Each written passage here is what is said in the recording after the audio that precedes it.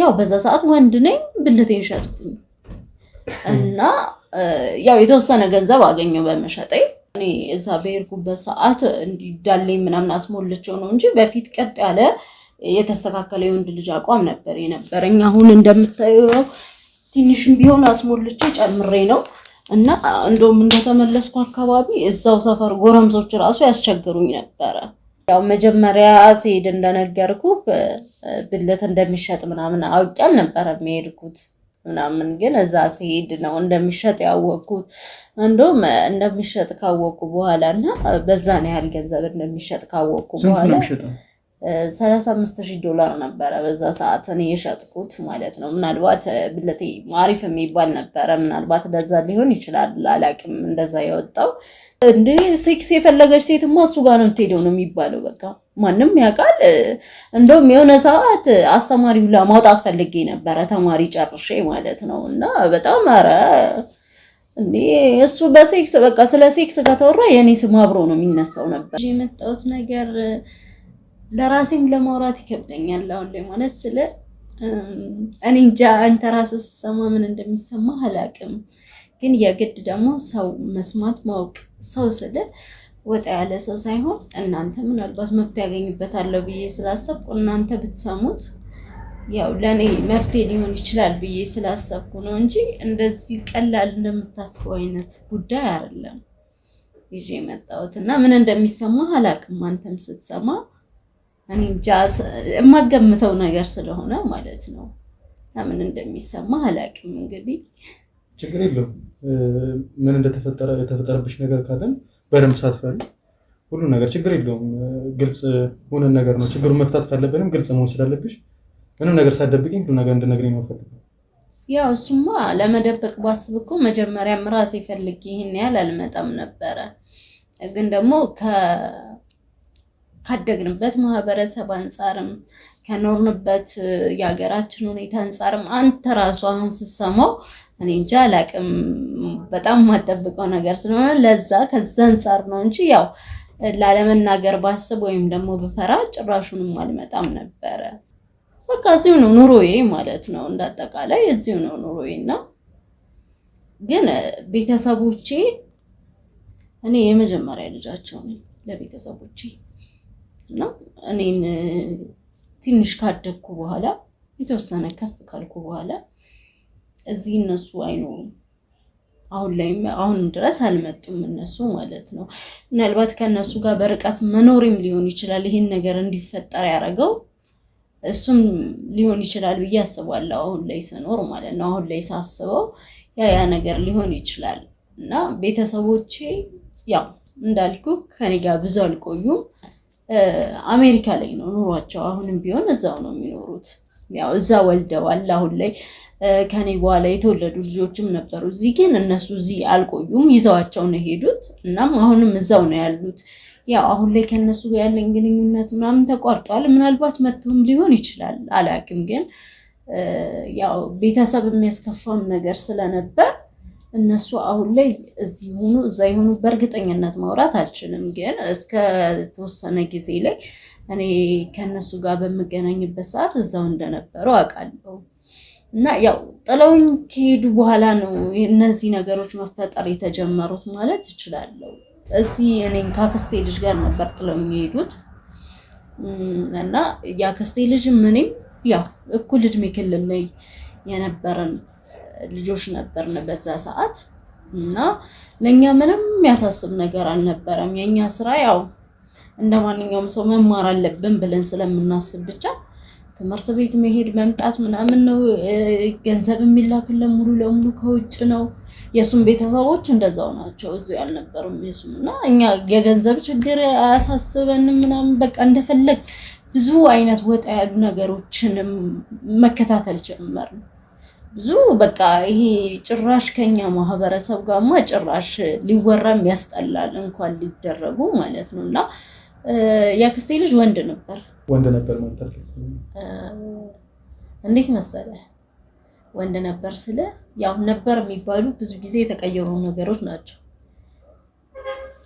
እኔም ወንድ ነበር አዎ ይሄን ያልኩ ማለት አንተ ራሱ ስትሰማው ደነገጥክ። እኔ ደግሞ ስኖርበት አስበው የሚሰማው እንዴ ግራ ገባኝ።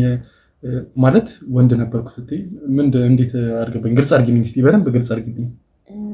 ማለት እሺ አሁን ወንድ ነበርኩ እና እንደ ወንድ አልገባኝም። እስቲ እንደ ወንድም ላዋራ አሁን ምን እስቲ ግልጽ አድርጊልኝ እስቲ በደንብ ግራ ስለገባኝ ነው። አዎ ግራ ይገባል። መጀመሪያ ስንገባም ያን ሁሉ ነገር ያልኩ ለዚህ ነው። ይከብዳል ምናምን ስለነበረው ለዚህ ነው። ምክንያቱም በጣም ነው የደነገጥከው፣ እያየሁህ ነው። በጣም ያው ያስደነግጣል አውቃለሁ። የማይጠበቅ ነገርም ነው። ግን እንደነገርኩ ያክስቴ ልጅ ነው መጀመሪያ። በቃ እንደነገርኩ ብዙ ወጣ ያሉ ነገሮችን እናይ ነበረ ብያለሁና ብዙ የተለያዩ አይነት ሙከራዎችን ማድረግ ይፈልግ ነበረ በራሱ ላይ በዛ ሰዓት ማለት ነው። ከዛ የሆነ ሰዓት ላይ በቃ የሆነ ነገር ላማከረህ ነው ምናምን አለኝ። ማለት ያኔ ሁለታችንም ወንድ በነበርንበት ሰዓት ማለት ነው። እሺ ምንድነው ምናምን ነገር አልኩት። አይ እኔ በቃ ጾታዬን መቀየር እፈልጋለሁ አለኝ። ምን ማለት ነው አንተ? ከመቼ ጀምሮ ነው እንደዚህ አይነት ነገር? ደግሞ እየቀለደ ነገር ነበር የመሰለኝ መጀመሪያ። ከመቼ ጀምሮ ነው እንደዚህ አይነት ነገር ደግሞ ምናምን መቀላለድ ጀመረ። አይ ሲሪየስ ነው ብሎ በቃ በቁም ነገር አወራኝ። እንዴ እኔ በቃ የሆነ ግራ ገባኝ ነገር። ከዛ እሱ ግን ወስኖበት ነበረ ምናምን በቃ ከነገረኝ ከሁለት ቀን በኋላ ወደ ታይላንድ ሄደ ማለት ነው። ከዛን እዛ ከሄደ በኋላ ያው በስልክ ነው የምንገናኘው። ያለውን ነገር ነገረኝ። በቃ እኔ አሁን ጾታዬን ቀይሬያለሁ፣ ሴት ነኝ፣ ከዚህ በኋላ አንተ ብለህ አይደለም የምታዋራኝ ምናምን። ግን አላመንኩትም። እንዴ ይሄን ያህል እንደዚህ ይቻላል እንዴ ምናምን በቃ ላምነው አልቻልኩም።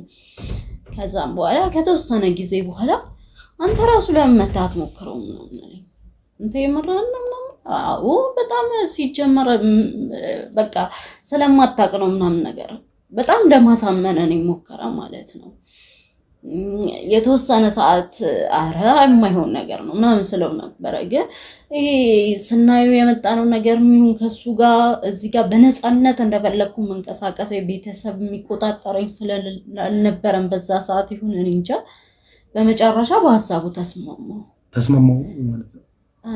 እሱ ስለ እሺ ቀጥይልኝ፣ መጀመሪያ ቀጥይልኝ እስቲ። አዎ እሱ በዛ ሰዓት ያው ቀይሮ ሴት በሆነበት ሰዓት ማለት ነው ጾታውን ቀይሮ ሴት ሆኗል። በቃ እሱ ግን እዛው ታይላንድ ነው ያለው። ድምፁስ ቆይ እንዴት ነበረ ድምፁ? ድምፁ መጀመሪያ አካባቢ ጾታውን ቢቀይርም ድምፁ ያው የለመድኩት ነበረ። ቀስ በቀስ ግን እንዴት እንደሆነ አላውቅም ወደ ሴት እየተቀየረ መጥቷል። አሁን ላይ ኖርማል ብሰማ ኖርማል ሴት ነው፣ በቃ የሴት ድምፅ ነው ያለው ማለት ነው።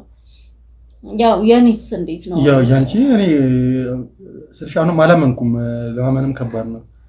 አንዴ ያው ይገባኛል፣ ያው እንዴት ለማመን ምክንያቱም ያው አልተለመደ። እዛ ብትሄድ እኛ እዛ በሄድንበት ሰዓት ወረፋው ራሱ ልነግርህ አልችልም። ማለት ብዙ ሰው ይሄን አገልግሎት የሚጠቀም ብዙ ሰው አለ እዛ ላይ። ያው ከኛ ሀገር አንፃር ይሄ ነገር በጣም ያልተለመደ መጥፎ ነገር እንደሆነ አውቃለሁ።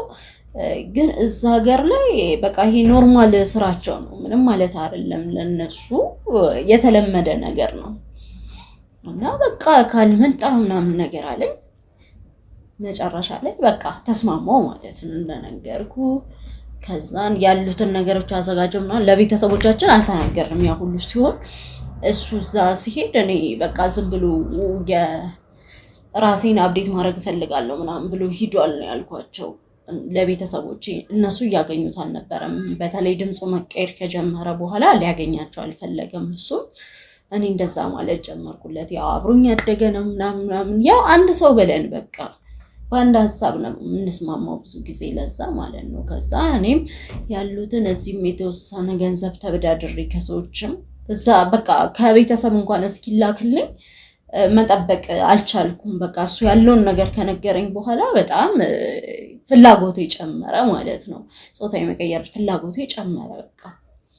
ከዛ እዛ ያለውን ነገር እሱ አስተካከለልኝ። ሄድኩኝ ታይላንድ ሄድኩኝ እኔ። ከዛ ያው እኔም ስሄድ ለቤተሰቦቼ እንደሱ አይነት ምክንያት ሰጥቻቸው ነው የሄድኩት። እንደሄድኩ ያውቃሉ እና ስሄድ እንደዛ አይነት ምክንያት ሰጥቻቸው ነው የሄድኩት። ከዛም በኋላ ሄድኩኝ እዛ ገብቼ እዛ እንደውም ገብቼ ያለውን ሁኔታ ሳይ በጣም ነበር የገረመኝ። ጭራሽ እንደ ኖርማል እቃ እንደ ኖርማል የእቃ ገበያ የወንድ ልጅ ብልት ይሸጣል። አስማ እዚህ ሀገር ላይ በጣም ከባድ ነው። ለሳሚ ራሱ ይከብዳል። እንኳን እዛው ቦታ ላይ ሆነ ስታስበው ይቀርና ስታዩ ታዲያ ምን ተሰማሽ? መጀመሪያ አንደኛ ሁሉንም ነገር ነግሮኛል። እሱ ከመሄዴ በፊት ያለውን ነገር ነግሮኛል። ሁለተኛ አምኜበት ነው የሄድኩት። ያው እንደሚሸጥ አልነገረኝም ነበር። እዛ ስደርስ ነው ያወቅኩት። ግን ይሄ ነገር እንደውም ለኔ ጥሩ ሆኖ ነው የተሰማኝ። ምክንያቱም ጾታ ልቀይር ፈልጌ ነው የሄድኩት። የተወሰነ ወጪን ይሸፍንልኛል ያ ነገር። አየህ በዛ ሰዓት ላይ ያሰብኩት እሱን ነው እንጂ ይሄ እንደዚህ የሚዘገን ነው ወይኔ እንዴት እንደዛ ይሆናል ምናምን ብለህ የምታስበው ነገር እዚህ ከመጣ በኋላ ወይም ደግሞ እዛ ከመሄድ በፊት ላይ በኖርክበት መስመር ላይ ያለ ነው የምታስበው እንጂ እዛ ቦታ ላይ ሆነ ምንም አይመስልም። በቃ ኖርማል እዚህ ሱቅ ሄደህ የሆነ እቃ ገዝተህ ወይም ደግሞ አንዳንዴ እኮ እዚህ ምን እናደርጋለን የሆነ እቃ ይዘን ሄደን ያን እቃ ሰተን ሌላ እቃ ቀይረን እንመጣ የለ ገበያ ላይ ሱቅ ላይ ምናምን ልክ እንደዛ ነው በቃ የሚታሰበው ኖርማል ነገር ነው እዛ። እሺ ከዛ ያው ተስማማው ምናምን ሸጥኩኝ ማለት ነው። ሸጥኩኝ ስትይ ምንድን ነው ሸጥኩኝ? ያው በዛ ሰዓት ወንድ ነኝ ብልቴን ሸጥኩኝ እና ያው የተወሰነ ገንዘብ አገኘው በመሸጤ። ስለዚህ ለኔ ማህፀን ለማስተከል የተወሰነ ወጪን እሱ ይሸፍንልኛል ማለት ነው። ቆይ መጀመሪያ ግን እንዴት ነበር ያሰብሽው ታዲያ? ይሄ ነገር እንደሚሸጥ አላውቅም ነበር። ብር እንዴት አምጥተሽ ልታስቀይሪ ነበር መጀመሪያ ይሄን ነገር ሳታውቂው? ያሰብኩት አንደኛ የተወሰነ ቤተሰቦቼን ለተወሰነ ነገር አስቸገረኝ፣ ሀገሩን መልመድ አልቻልኩም ምናምን ብዬ እዛ ላስልክ ነበረ። ከዛ በተጨማሪ ደግሞ እሱ እዛ ስላለ ያው የተወሰነ ነገሬን እሱ ይችላል ብዬ ነበር ያሰብኩት። ግን እዛ ሲሄድ ደግሞ ያው የተሻለውን አማራጭ አገኘው በዛ ሰዓት ላይ ማለት ነው። እና በቃ እንደዛ አድርጌ አስቀይሬ ምናምን ጨርሼ የተወሰነ ጊዜ ነው እዛው የቆየሁት። መጀመሪያ ማወቅ የምፈልገው ነገር ቆይ አንቺ ለመቀየር ያሰብሽው እሱ ስለጎተኮተሽ ፍላጎት ስላሳደረብሽ ወይስ አንቺ ከመጀመሪያው ፍላጎት ነበር? አብዛኛውን ፐርሰንት የሚወስደው የሱ መጎትጎት ነው ማለት እሱን እንድቀይር በጣም እንትን እያለ ነበር። ያው ከኔም የበለጠ ወጣ ያለ ነገር ነበር እሱ በዛ ሰዓት እና ለዛም አንደኛ ደግሞ አስቀይሯል።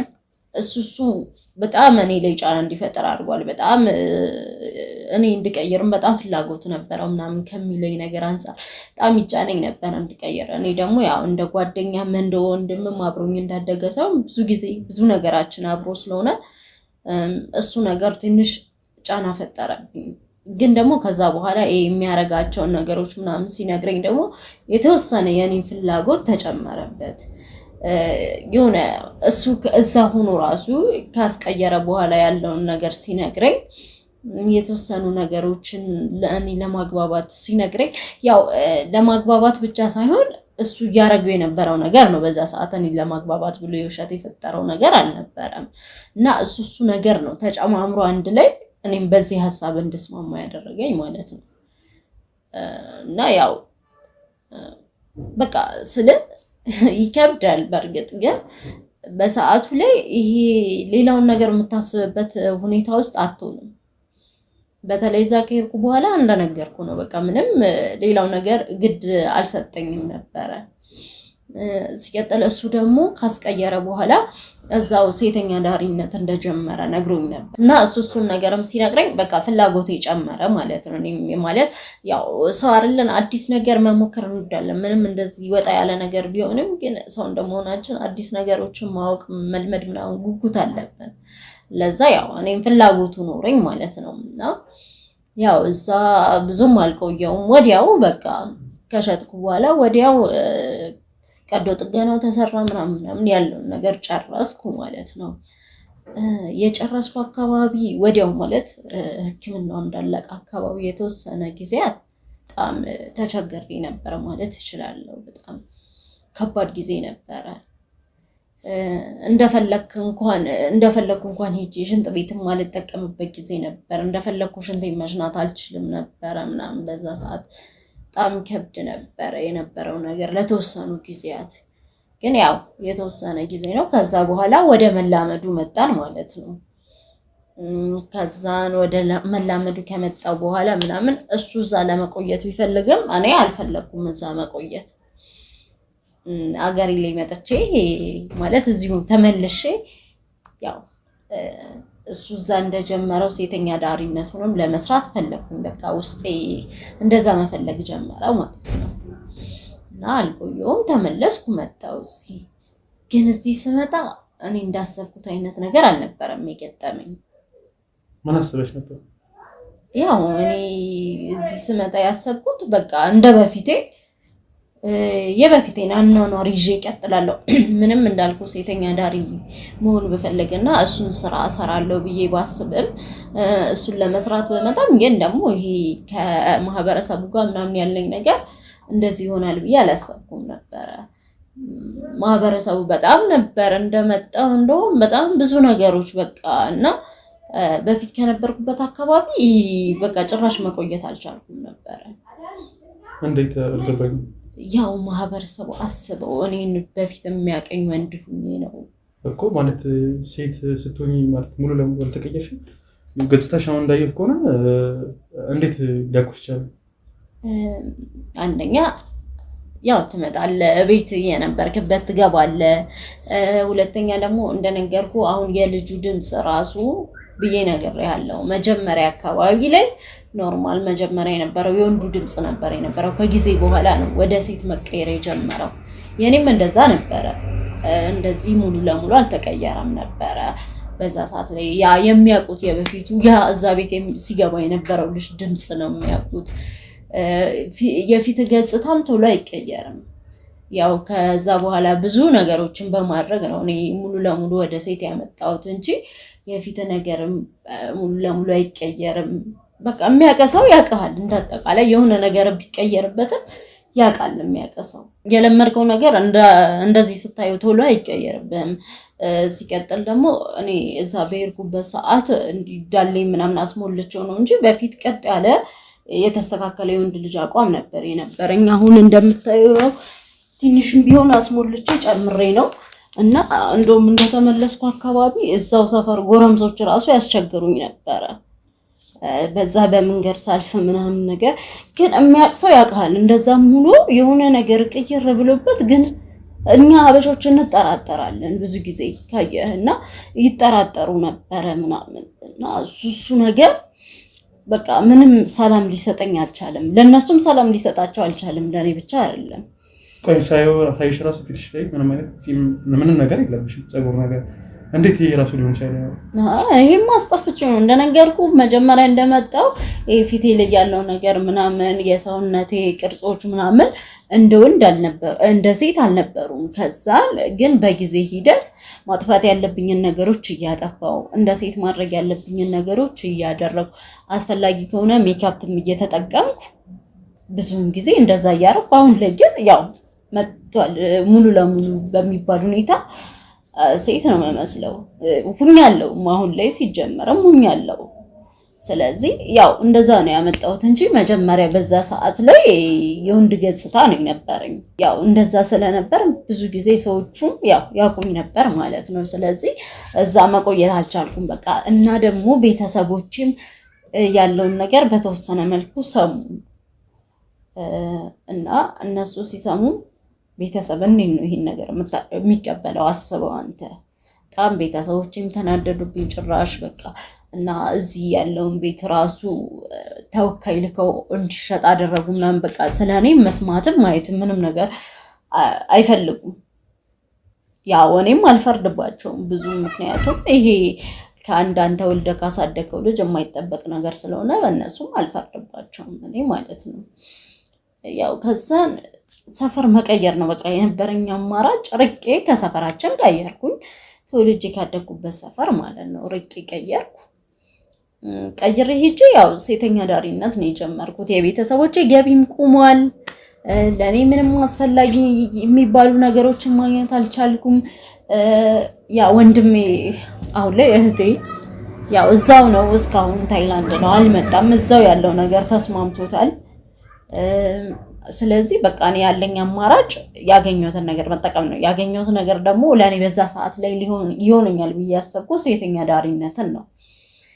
እና በቃ እንደማንኛውም ሴት ሄድኩኝ በቃ ሴት እንደሆንኩ ነው የሚያውቁኝ። ጭራሽ ሰፈር ስቀይር ምንም አይነት ጥርጣሬ የላቸውም ምናምን። ቆይ ግን አንዴ ወንድ እያለሽ ፎቶ ነበርሽ ማለት ማየት እችላለሁ ካለሽ? ይቅርታ ግን አዎ አለኝ፣ ላሳይህ እችላለሁ። ግን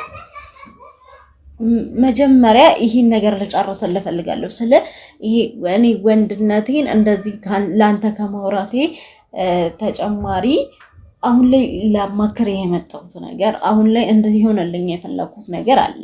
ምናልባት እሱን ከነገርኩ በኋላ ለሱ መፍትሄ የማገኝበት መስሎ ከተሰማኝ ላሳየህ እችላለሁ፣ ልሰጥህም እችላለሁ። ነገር ግን አሁን ባለንበት በዚህ ሁኔታ ሁኜ እኔ ፎቶዬን ለመስጠት ዝግጁ አይደለሁም። ባልሰጥህ ደስ ይለኛል ባለው ነገር ማለት ነው። መጀመሪያ ካንተ ማግኘት የምችለውን ካንተ ማግኘት የምፈልገውን መፍትሄ ማግኘት እችላለሁ አልችልም የሚለውን ማወቅ እፈልጋለሁ። መፍትሄ ችግር የለውም። መፍትሄ ምን አይነት መፍትሄ እንደምትፈልጊ ንገሪኝ ነው። ችግር የለውም። አንዴ መተሻል እኮ ስለዚህ ችግር የለውም። አስፈላጊ ከሆነ ልሰጥህም እችላለሁ አንተ ጋር እንዲቀመጥ ፎቶ ማለት ነው። መቀመጡ ያው ምን ያደርግልኛል? እኔ ግን አሁን ስልሽ ወንድ እያለሽ ፊትሽን ማየት ስለፈለኩ ነበር። ሳይሽ ምን አይነት ልዩነት ይህን ያለ ልዩነት እንዴት እንደመጣ አዎ አይ ልሰጥህም እችላለሁ ምናምን ያልኩ ለምን መሰለህ? አሁን ላይ ካለሁበት ሁኔታ አንፃር እንደዛ አይነት ፎቶዎችን በስልኬም ሆነ እንትን ላይ ይዤ አልዞርም። መቀመጥ ባለባቸው ቦታ ላይ አስቀምጫቸዋለሁ። ምክንያቱም ካለው ነገር አንፃር እንደዚህ አይነት ነገር ታይቶ እኔ አሁን በማልታወቅበት ቦታ ላይ ሆኜ ሌላ ችግር ውስጥ ራሴን መክተት ስለማልፈልግ እንደዚህ አይነት ነገሮችን አሁን አርቄ ነው ያስቀመጥኳቸው። ምናልባት አንተ ትጠየቀኛለህ ብዬ ስላላሰብኩም ይሆን አላውቅም አሁን ላይ ይዤልህ አልመጣሁም። ግን ልክ እንደዚህ እንዳልከው በጣም አስፈላጊ ነገር ከሆነ ካሉበት ቦታ ያው ሩቅ ቦታ ነው እንደነገርኩ ያሉት ግን ከዛ አምጥቼ ማሳየት እችላለሁ። እና ያው ሰፈር ቀየር ሂጄ ገባሁ። በቃ እንደውም ስራውን የጀመርኩ አካባቢ እንዴት ልበልህ የሚመጡት ደንበኞች በሙሉ የሚመጡት ወንዶች በሙሉ በቃ ምርጫቸው ነው የነበርኩኝ። እንዴት እንደሆነ አላውቅም ብቻ በጣም ብዙ ሊባል የሚችል ደንበኛ ነው የነበረኝ ምናምን እና እኔም ደግሞ በደንብ በቃ አስተናግጄ ነበር መሸኛቸው። በጣም ያው አንደኛ ፈልጌው የቀየርኩት ነገር ነው፣ ሁለተኛ አምኜ የገባሁበት ስራ ነው። እና አንዳንዴ እዚህ ያሉ ሴተኛ ዳሪዎችን ካየሃቸው ወደው አይደለም የሚገቡት ወደዚህ ስራ። በጣም በብዙ ምክንያት በጣም ብዙ ችግሮች በጣም ብዙ ስቃዮች ደርሰውባቸው በነዛ ምክንያት ስለሆነ የሚገቡት ፈልገውት አይደለም የሚሰሩት ስራውን። የግድ ገንዘብ ማግኘት አለብኝ የግድ የሆነ መለውጥ አለብኝ ብለው እያመማቸው ውስጣቸው ላይ ህመም እያለ ነው የሚሰሩት። እኔ ግን በዛ ሰዓት እንደዛ አይደለም፣ በእነሱ ተቃራኒ ነበረ። ፈልጌው መርጬው የገባሁበት ስራ ስለነበር ማለት ነው። ስለዚህ በቃ እኔ ችግር የለብኝም፣ ማንም ይምጣ ብቻ ደንበኛ ይሁን እኔ ምንም ችግር የለብኝም። በቃ በማንኛውም ሰዓት ስታንድ ባይ ነኝ። ምንም በቃ የሆነ ሰዓት እንደውም በጣም ብዙ ደንበኞች በእኔ ቁጥጥር ስር ከመሆናቸው የተነሳ እዛ ቤት ውስጥ ራሱ ደስ የማይሉ ነገሮች እየተፈጠሩ ነበር። እዛ አካባቢ ላይ ስለ ገበያችን ተቆጣጠረችው አይነት ነገር ማለት ነው። ያው እንደውም ይሄ የሆነ ደንበኛ ነበረ፣ ማንም የሆነ ደንበኛ ስለ ዛሬ ላይ አብሮኝ የሚኖረው የትዳር አጋሬ ነው። ግን የዛኔ የተረጋገነሽ እዛው እንደዛ አይነት ቦታ ላይ ያገኘሽው? አዎ እንደዛ አይነት ቦታ ላይ ነው ያገኘሁት። እንዴት መሰለ እንደነገርኩ እኔ ችግር የለብኝም ማንም ይምጣ ማንም ብያለሁና እነሱ ደግሞ ከገቡበት ነገር አንፃር ያው ሰው ይመርጣሉ ያለውን ነገር እያንዳንዱ መርጠው ነው እንትን የሚሉት። እና በዛ ሰዓት እሱ በጣም እንዴት እንደምነግርህ አላውቅም ብልቱ በጣም ትልቅ ነበረ እና በጣም ትልቅ እቃ ነበር ያለውና ለዛ በቃ ብዙ ሴቶች እዛ እሺ አይሉትም ነበር፣ አብረውት አይወጡም ነበረ። ግን እኔ ችግር የለብኝም በቃ እንደነገርኩ ማንም ይምጣ ለኔ ችግር የሚፈጥር ነገር አይደለም። ከዛም በኋላ በቃ እኔ ሁሌ በመጣ በማንኛውም ሰዓት አብሬው እወጣለሁ ምናምን ችግር የለብኝም። እና ይሄን እንደዚህ በቃ ለሱ ጋር ጥላቻ ስለሌለኝ አልወጣም ምናምን እንደሌሎቹ ስለማርቀው ምናምን በዛው አጋጣሚ ነው በቃ እንደዚህ ይሄን ያህል ከተቀበልሽኝ ባገባሽና ከዚህ ህይወት ባውጣሽ ደስ ይለኛል አለኝ። ያው አንዴ ቀይረሃል፣ አንዴ ቀይሬያለሁ፣ አንዴ ወደ ሴት መጥቻለሁ። ወንድ ብሆን ያው ሴት ነበር የማገባው። ሴት ሁኜ ከቀየርኩ አይቀር ደግሞ ወንድ ማግባት አለብኝ ብዬ አሰብኩ። ከዛን እሱም ሀሳቡን ሲያመጣልኝ ማለት ነው። ከዛን እሺ አልኩኝ፣ ሀሳቡን ተቀበልኩት፣ አገባሁት። እንደማንኛውም ሰው ከተጋባን በኋላ ያው አብረን መኖር ጀመርን። ወሲብ ስታደርጊ ምን አይነት ስሜት ይሰማሻል? ያው ያንተ ያልሆነ ነገር ሲሆን ብዙም ስሜት ላይ ሰጠ ይችላል። ይሄ ነገር ከተፈጥሮ ለኔ የተሰጠኝ ነገር ሳይሆን ራሴ ፈልጌ ያመጣሁት ነገር ስለሆነ ምናልባት አላቅም በተፈጥሯዊ መንገድ እንደተሰጣቸው ሴቶች አይነት ስሜት ላይ ይሰማኝ ይችላል። እንደዛ ነው ይመስለኝ ሳስበው ማለት ነው። ያው በደንብ አታውቀውም ለማወዳደር ራሱ አይሆንም። ምክንያቱም ሰው ሰራሽ ማለት የምንችለው ነገር ነው እኔ ያመጣሁት እንጂ የተሰጠኝ ነገር ስላልሆነ ትክክለኛው ስሜት ይሰማኛል ብዬ አላስበውም። እኔ ግን ያው መሆን ያለበት ነገር ይሆናል በሚለው ነው እንጂ እንደዛ ብዬ አላምንም ለራሴ ማለት ነው። ግልጹ ነው ራሱ አይታወቅህም። ለዛ እንደዛ ነው በቃ ማስበው እኔ ዝም ብዬ ማስበው ነገር እንደዛ ነው በራሴ። ትክክለኛው የነሱ አይነት ስሜት እኮ ላይሆን ይችላል የሚሰማኝ ብዬ አስባለሁ። ግን እርግጠኛ ሆኜ ደግሞ ልነግርህ አልችልም ይሄን ነገር ስለማይታወቅ ማለት ነው። እና ያው ተጋባን፣ ከሱ ጋር አብረን መኖር ጀመር። በቃ ሴት እንደሆንኩ ነው የሚያውቀው ማለት ያው በእርግጥ ሴት ነኝ አሁን እና እሱ የሚያውቀው እሱን ነው። ስለዚህ ተጋብተን በቃ በፍቅር እንደማንኛውም ባለ ትዳር መኖር ጀመርን። በቃ የሚያስፈልገው ነገር በሙሉ የሆነ ማለት ነው። ከዛ በዛ መሀል እኔም እንደ ሴቶች ወግ ደርሶኝ አረገዝኩ ማለት ነው። ማርገዝ ትችላለሽ እንዴ? አዎ እዛ እኮ ሂደህ ሙሉ ነገሩን ስትሰራ ማለት ሕክምናው ሲደረግልህ እዛ ሙሉ ነገር ተጠይቀ ሙሉ ነገር መሆን የሚቻለው ነገር እንዲሆንልህ ከፈለግ እዛ ሁሉን ነገር አስጨርሰህ እኮ ነው የምትመጣው ከመጀመሪያው። እና እኔም እሱን ነገር አስጨርሼ ነው የመጣሁት እዛ። ምናልባት አይታወቅም የሆነ ሰዓት ላይ ብፈልግስ መውለድ ልፈልግ እችላለሁ ብዬ አስጨርሼ ነው የመጣሁት ሁሉንም ነገር። እና እንደማንኛውም ሰው ወግ ደረሰኝ አረገዝኩ ማለት ነው። ያው ተረገዘ። ያው ልጃችንን እየጠበቅን ለ9 ወራት ቆየን። ከዛም በስተመጨረሻም ያው ልጃችንን ለማለ አሁን የአንድ ልጅ እናት ነኝ። አንድ ልጅ አለሽ? አዎ አንድ ልጅ አለኝ። ግን ከዚህ ከመውለዴ በኋላ ግን ብዙ ነገሮች በጠበቅኳቸው መንገድ መሄድ አልጀመሩም።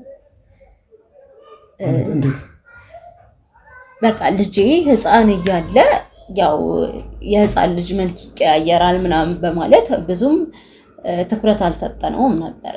እያደገ በመጣ ሰዓት ግን አላቅም ምናልባት ከሁለት ወንድ ስለተወለደ የሚሆን አላቅም ትክክለኛ ሰው የሚመስል ገጽታ አልነበረም እያየንበት ያለ ነው አሁንም ድረስ ማለት ነው። እና መጀመሪያ እንደውም ባለቤቴ ተጠራጥሮ ዲኤንኤ ሁላ አሰራ ምናምን አላመነም። ሲሰራ ያው የሁለታችንም ልጅ ነው እና ግን ደግሞ እንደዛው ሆኖ እኛ እያየነው ግን ማመን አልቻልንም።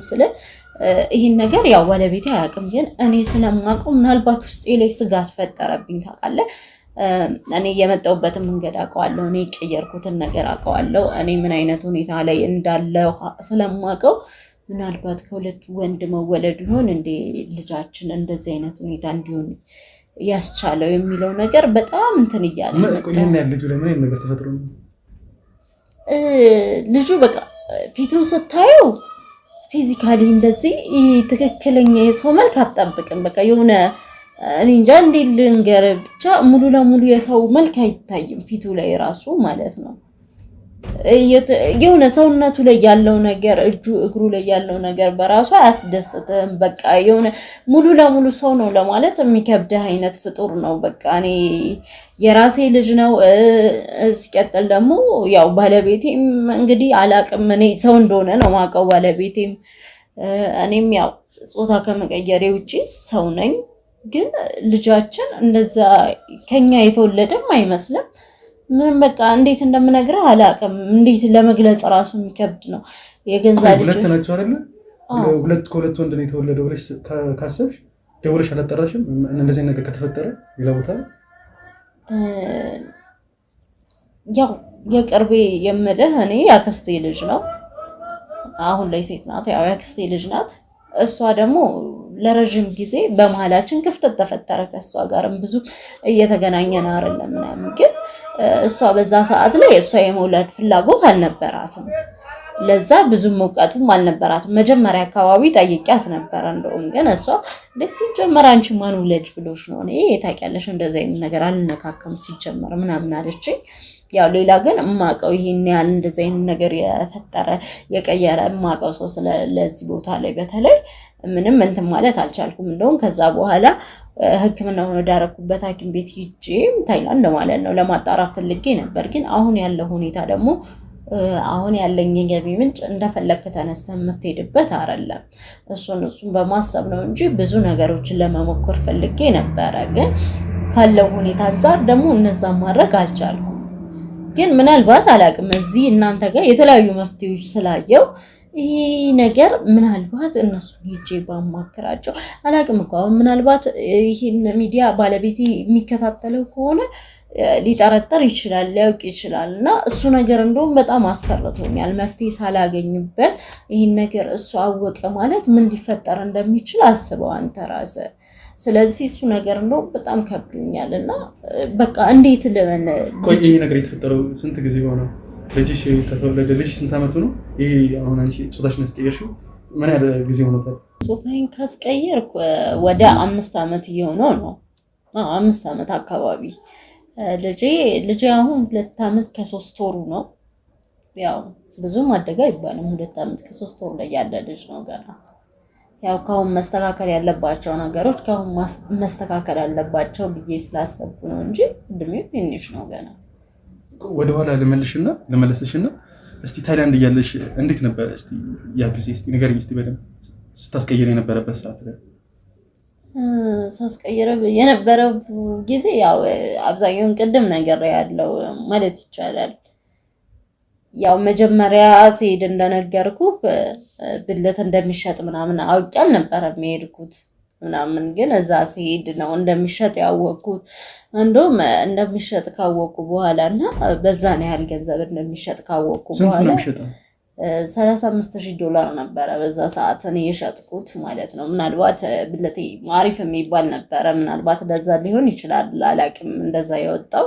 ግን እንደዛ ነው የሸጥኩት የዛሬ 5 ዓመት ማለት ነው። እንግዲህ ግን ያው በዛ ሰዓት እኔ ገንዘቡ አልነበረም ጉዳይ እንደነገርኩ እንጂ ያው ገንዘቡን ለሚፈልገው ሰው ምናምን አሪፍ ነገር ነው። ግን ብዙ ሰው ያው ብልቱን ለመሸጥ የሚያስበው ምን ሲሆን ነው? ለመቀየር ሲያስብ ነው። ለዛ ምናልባት በዛው እሱ ብልቱን ሲሸጥ የማህፀን ወጪውን ቢችልለት ነው ያ ገንዘብ። ስለዚህ ለዛ አገልግሎት ነው እንጂ የሚውለው አሪፍ የሚባል ነገር ነው የነበረው።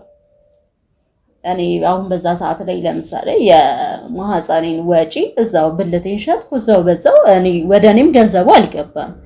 በዛው ለማህፀን መስሪያነት ነው የዋለው። ከዛ በኋላ ግን እኔ የሰርጀሪ ወጪውን ብቻ ነው ያወጣሁት እንጂ ሌላው ወጭ በዛው በብልቴ ዋጋ ነው የተሸፈነው ማለት ነው።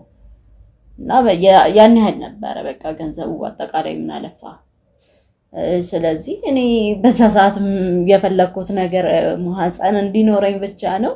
እሱን ደግሞ አሳክቼ ነው በጊዜው በሰዓቱ ላይ አሳክቼ ደስ ብሎኝ የፈለኩትን አግኝቼ ነው የመጣሁት። መሞከር የምፈልገው ነገር ነበር። እኔ ያን ነገር ማወቅ እፈልጋለሁ፣ መሞከር እፈልጋለሁ። ለዛ ነው እንጂ እኔ የምር ለመተዳደሪያነት ፈልጌው አልነበረም ይሄ ሴተኛ ዳሪ የሆንኩት ማለት ነው። እንደነገርኩ እኔ ፍላጎቱ ስለነበረኝ ብቻ ነው ለሆነ የቻልኩት። ለዛ እኔ ገንዘቡ አሳስቦኝ አያውቅም ጭራሽ። ገንዘብ ሲጀመር አልቀበልም ነበር። ታይላንድ ያለው አልቀበልም ነበር። በቃ ያው ስሙ ሴተኛ ዳሪ ስለሚባል ብቻ ሴተኛ አዳሪ ነበርኩ ብዬ ነገርኩ እንጂ አሁን ገንዘብ ተቀብዬ ምናምን አልነበረም በሰዓቱ ላይ ማለት ነው። እነሱ ሀገር ነው ይሄ የሚቀየሩና ያውቁታል ብዬ አስባለሁና አንቺን አይጠረጥሩሽም ማለት ወንድ እንደሆነሽ የሚያውቅም ሰው የለም፣ ያወቀብሽ ሰው የለም። የሚገርም እዛ እኮ በጣም ብዙ ሰው እዚህ እንደምናየው እዚህ እንደምናስበው እዚህ እንደምንሰማው አይደለም። በጣም ብዙ ሰው እኮ ያን አገልግሎት ይጠቀማል እኮ። ከወንድ ወደ ሴት የተቀየሩ እኮ ብዙ አሉ እዛ ሀገር ላይ ማለት ነው። እና እንዳልከውም ይታወቃል። ግን በቃ ማንኛውም ሰው እንደ ኖርማል ነው የሚያየው። እንደኛ ሀገር አይደለም እዛ የሚታሰበው። እዛ ሀገር ላይ ያለው ነገር እንደዚህ አይደለም። እዚህ አሁን ይሄን ነገር የሚሰሙ ሰዎች ራሱ ምን ሊያስቡ እንደሚችሉ አላውቅም። አንተ ራሱ መጀመሪያ ስትሰማኝ የደነገጥከውን ድንጋጤ አሁንም ድረስ እንትን ይላል ይመጣብኛል። እና ለዛ ይሄ እዚህ ያለው ማህበረሰብና እዛ ያለው አንድ አይነት አይደለም። ያው ያውቁታል፣ ግን ምንም ይሄን ያህል ለነሱ አዲስ ነገር አይደለም። ግቢ ውስጥ ስለ ሴክስ ከተወራ ወይም ስለ ግንኙነት ከተወራ በዋነኝነት እኔ ነበርኩ የምጠራው። በቃ ያላረኳት ሴት የላችም። ማንኛውም ሴት ደግሞ እኔ በደንብ በቃ እንዴት ልግለጽልህ፣ በእኔ በጣም ደስተኛ ሆና ነው የምትወጣው ምናምን ነገር። ለዛ በቃ ሁሉም ግቢ ውስጥ የታወቅኩ ነበርኩ ሲጀመር። አንደኛ እኔ እንጃ እዛ ግቢ ውስጥ ያላወጡ ሴት አለ ማለት አልችልም። በቃ በጣም እኔ ችግር የለብኝም ነበረ። በቃ ሴት ለማሳመንም ይሁን ምንም እኔን ሲያዩኝ ምን እንደሚሰማቸው አላውቅም። እኔ እንጃ የጠየኳት ሴትም እምቢ ብላኝ አታውቅም ነበረ። ለዛም መሰለኝ። እና ብዙ ጊዜ ደግሞ ይወራል እኮ እንደዚህ አይነት ነገር እኮ አይደበቅም። እና ይወራል፣ ያውቃሉ። እኔም ምንም አይመስለኝም። እንደውም በጣም ነበር የምኮራበት። ምን እየተባለ ነበር የሚወራው እንዴ? ኧረ እሱ ጋር እንዴ ሴክስ የፈለገች ሴትማ እሱ ጋር ነው የምትሄደው ነው የሚባለው። በቃ ማንም ያውቃል። እንደውም የሆነ ሰዓት አስተማሪው ለማውጣት ፈልጌ ነበረ ተማሪ ጨርሼ ማለት ነው። እና በጣም ኧረ እንዴ እሱ በሴክስ በቃ ስለ ሴክስ ከተወራ የኔ ስም አብሮ ነው የሚነሳው ነበር። እኛ ደረጃለሽ በቀን ምን አይነት ሰው ነበር ተስተናግጅ? ኧረ ቁጥር እንደዚህ እኔ ችግር የለብኝም አልኩ እኮ በቃ ያው የተፈጥሮ ነገርም ስላልሆነ ይሁን አላውቅም፣ ብቻ እኔ ችግር የለብኝም ነበረ። ማንም መመለሰው ሰው አልነበረም መጥቶ እና ምንም ይሁን ስንትም ሰው ይሁን የመጣው ሰው በሙሉ አስተናግዳለሁ። እኔ ምንም ችግር አልነበረብኝም። ማንም ይምጣ ምንም ይምጣ በቃ በጣም ሴቶች የሚፈሩት ወንድ ይምጣ የማይፈልጉትም ወንድ ይምጣ፣ እኔ ግን ምንም ችግር የለም። ምንም በቃ የምጠይቀውም ነገር የለም፣ የማማረጠውም ነገር የለም። ችግር የለብኝም። እኔ ማንም ሰው ይምጣ በቃ ተጽዕኖ የለበትም የለብሽም እንደዚህ ነገር ስታደርጊ ምንም አይነት ምንም በቃ እኔ እንጃ። እኔ በቃ በጣም ፈልጌውም ስለሆነ ሲቀጥል ደግሞ ይሄ ተፈጥሯዊ ነገር ስላልሆነም ጭምር ይመስለኛል። ግን ምንም አይነት ተጽዕኖ አልነበረውም። በቃ ደስ ብሎኝ ነበረ ሁሉም ነገር የሚፈጠረው ሁሉም ነገር የሚካሄደው በዛ ሰዓት ላይ። እና አሁን እሺ ምን እንዳደረግልሽ ነው እዚህ የመጣሽው? ምን አይነት ችግር የልጅሽን ችግር ነው ወይስ አልገባኝም። ለምንድን ነው እኔ ጋር መጣሽ ይሄን ነገር አይነገርሽ? እንዳልኩ በዋነኝነት የልጅ ጉዳይ ነው ማለት አሁን በቃ ባሌ በጣም ብዙ ነገሮችን እያሰበ ነው ያለው። ያው ቢመረመርና ውጤቱን ቢያቅም ግን ደግሞ ያው ትጠራጠራለህ ሰው አይደለም። ያው ልጁ ላይ የሚያየው ነገር ምናምን ብዙ ነገር እንዲያስብ አድርጎታል። እና እኔ አሁን ደግሞ ፈራው እንደዚህ ስለሆነ ነው ብዬ ብነግረው ሌላ ነገር ቢፈጠርስ ብዬ ፈራው። የልጅ ሁኔታ ደግሞ በጣም እያሳሰበኝ መጣ። ሁለቱን ነገሮች እንዴት ላግባባቸው እንደምችል አላወኩም። በቃ ምናልባት አላቅም ይሄን ነገር ከነገርኩት አላቅም ሊገለኝ ሁላ እኮ ይችላል። አስቦ አንተ እንዴ? እሱን አሰብኩኝ። ግን ደግሞ ብነግረው ደግሞ ለልጅ የሆነ መፍትሄም ሊመጣ ይችላል ብዬ አሰብኩኝ። ሁለቱ ሀሳብ እንዴት አንድ ላይ ይሄድልኝ? በቃ ግራ ገባኝ።